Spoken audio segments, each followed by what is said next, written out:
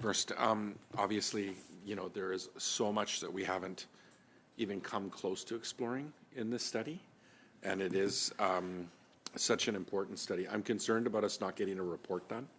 That is something I'm very concerned about. Certainly when it comes to children, not one of us around this table want to see a child die from toxic drugs. I want some facts to be brought to this, that there has been a 35% drop in British Columbia year over year in youth under 18 at the death rate, according to the Chief Coroner of BC. That's still not good enough.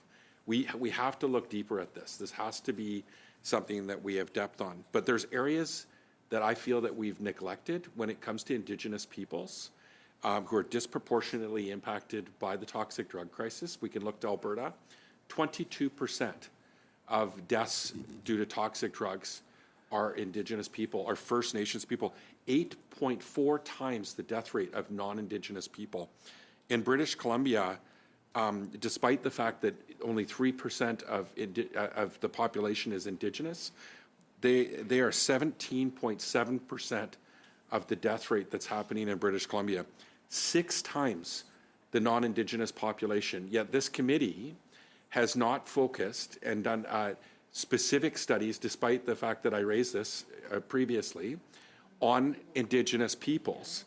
So I think that if we're going to amend this and further amend it and look at future studies, I think we need to have a more in-depth conversation. I don't know if we're going to get through that today, but if we are going to do that, we need to also equate, where the population is that is dying, and I think Indigenous peoples need to be also a significant focus. And I will say this in credit to the motion that's the original motion, that when it comes to women, Indigenous women are 11 times more likely to die of a toxic overdose.